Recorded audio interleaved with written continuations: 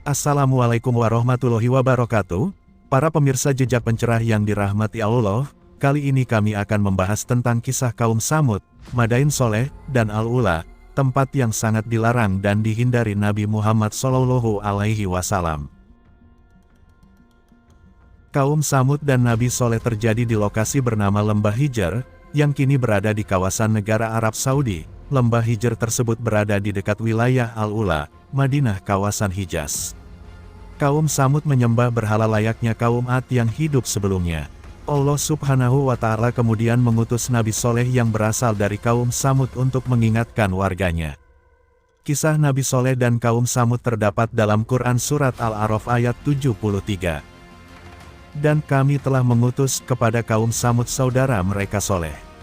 Ia berkata, "Hai kaumku, sembahlah Allah, sekali-kali tidak ada Tuhan bagimu selainnya. Sesungguhnya telah datang bukti yang nyata kepadamu dari Tuhanmu.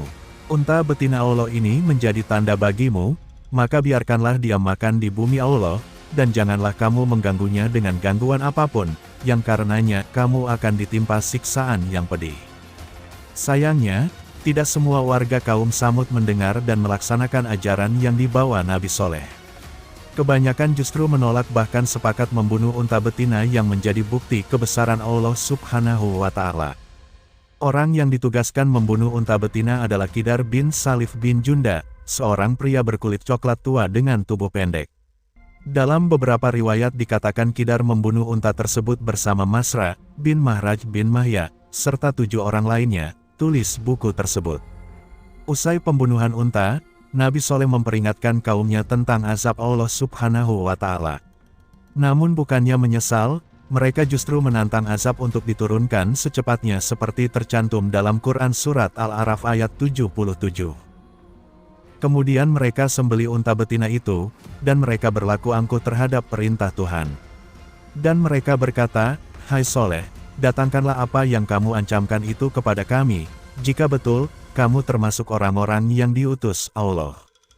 Allah Subhanahu wa Ta'ala lalu menurunkan azab yang membinasakan kaum kafir tersebut. Azab diawali suara petir, guncangan dahsyat, hingga batu-batu berjatuhan seperti diceritakan dalam Quran Surat An-Naml ayat 52. Maka itulah rumah-rumah mereka dalam keadaan runtuh disebabkan kezaliman mereka. Sesungguhnya pada yang demikian itu, terdapat pelajaran bagi kaum yang mengetahui. Waktu berlalu sejak era kaum Tsamud dan Nabi Soleh, hingga tahun kenabian Rasulullah Shallallahu Alaihi Wasallam. Nabi Muhammad dikisahkan melalui lembah Al-Hijr saat perang Tabuk. Beliau bersama rombongan melalui sumur yang digunakan unta Nabi Soleh. Nabi Muhammad kemudian melarang rombongannya memasuki wilayah tersebut. Dalam hadisnya Nabi menjelaskan di area itulah kaum Tsamud ditimpa azab. Berikut hadisnya, "Sesungguhnya, aku takut kalian akan ditimpa musibah seperti musibah yang menimpa mereka kaum Tsamud. Oleh sebab itu janganlah kalian memasuki wilayah mereka." Hadis riwayat Ahmad. Dulunya, Al-Ula adalah ibu kota Lihyanites kuno. Selain itu, di kota ini terdapat Madain Saleh, yaitu situs arkeologi yang dibangun lebih dari 2000 tahun lalu oleh orang-orang Nabatean, dan diakui sebagai situs warisan dunia UNESCO saat ini. Wilayah Al-Ula tercatat sudah dihuni manusia sejak ribuan tahun silam. Penghuninya diperkirakan mendirikan kota bertembok pada sekitar abad ke-6 sebelum Masehi. Lokasi Al-Ula sendiri berada di jalur Dupa, yang merupakan rute perdagangan penting yang menghubungkan Arab, Mesir, dan India. Pada abad ke-7 hingga abad ke-6 sebelum Masehi, wilayah ini diduga dihuni kaum Tsamud dari kerajaan Dedanite. Kemudian antara abad ke-5 hingga abad ke-2, Al-Ula dihuni oleh kerajaan Lihyan yang dipimpin oleh dinasti Nabatean secara turun-temurun.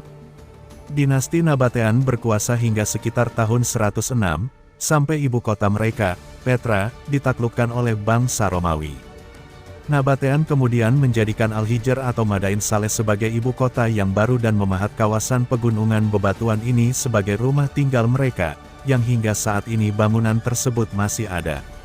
Selain bermukim di Madain Saleh, oleh kaum Nabatean wilayah Al-Mabiyat dikembangkan menjadi pusat perdagangan. Wilayah ini terus berkembang hingga tahun 650 dan akhirnya mengalami kemunduran pada 1230. Kendati demikian, dalam suatu riwayat diceritakan bahwa semasa hidupnya, Nabi Muhammad selalu mempercepat langkahnya ketika melewati kota Al-Ula. Bahkan saat berjalan melewatinya, Nabi Muhammad tidak menoleh ke kanan atau kiri. Selain itu, Ibnu Battuta pernah melewati kota ini dan mencatat bahwa ada rombongan karavan yang bersamanya enggan untuk berhenti di Al-Ula. Keengganan untuk berhenti tersebut konon dikaitkan dengan Al-Ula yang disebut kota hantu atau terkutuk. Konon, masyarakat Arab menyebut Al-Ula sebagai markas jin yang harus dijauhi karena kaum Nabatean menolak meninggalkan kepercayaan mereka. Mereka disebut tidak menyembah Tuhan, tetapi menyembah dewa-dewi. Di Madain Saleh juga terdapat situs Jabal Itlib, yang dipercaya sebagai tempat suci bagi kaum Nabatean. Terlepas dari anggapan banyak orang, Al-Ula terus dihuni oleh sebagian penduduk Arab hingga kini. Antara 1901 dan 1908, Kesultanan Utsmaniyah membangun jalur kereta api Hijaz untuk menghubungkan Damaskus ke Madinah. Jalur kereta api ini tidak hanya melintasi Al-Ula, tetapi juga memiliki stasiun utama di Madain Saleh. Meski dalam sejarahnya kawasan ini jarang dikunjungi oleh orang Arab sendiri, pemerintah Arab Saudi tengah mengucurkan modal hingga ratusan triliun untuk membangun Al-Ula. Kawasan Al-Ula yang bersejarah akan dikembangkan agar semakin menarik minat wisatawan mancanegara. Namun nasib wilayah Al-Ula kini berubah seiring keputusan pemerintah Saudi mewujudkan Vision 2030. Al-Ula yang sebelumnya tidak dikenal, berubah menjadi turis hotspot dengan resort mewah. Saya sangat senang dengan pembukaan turisme di Al-Ula. Pembukaan ini memberi kesempatan bekerja dan melepas ketergantungan pada sumber daya alam sebagai kekuatan ekonomi, ujar penduduk Al-Ula, Manal Al-Budair. Pembukaan pariwisata di Al-Ula masih berlangsung, seiring Madain Soleh dan lokasi tempat kaum Samud yang mengabaikan seruan Nabi Soleh diazab Allah Subhanahu wa Ta'ala. Dan di era pemerintahan sekarang Al-Ula malah dibangun menjadi kawasan wisata, yang jelas-jelas Nabi Muhammad SAW telah melarang mendekatinya, karena takut akan azab yang akan diterima seperti pada kaum Samud yang diazab Allah Subhanahu wa Ta'ala. Wallahu a'lam bishawab. Pemirsa jejak pencerah yang dirahmati Allah, itulah kisah dari Madain Soleh dan tempat bernama Al-Ula serta kaum Samud, yang dapat kami ilustrasikan. Semoga kita bisa mengambil hikmahnya, dengan senantiasa mengimani dan menjalankan perintah Allah dan menjauhi larangannya, serta mengikuti teladan yang dicontohkan oleh Nabi Muhammad SAW, kita sebagai umatnya sudah sepatutnya mengikuti apa yang beliau contohkan. Semoga kisah jejak pencerah kali ini bisa menambah wawasan, serta ilmu baru yang mungkin belum kamu ketahui, dan kami akan sangat berterima kasih jika para sahabat jejak pencerah mensubscribe channel ini dan membagikan kepada teman, kerabat dan saudara kamu yang mudah-mudahan akan menambah keberkahan bagi kita semua. Terima kasih, dan sampai jumpa. Wassalamualaikum warahmatullahi wabarakatuh.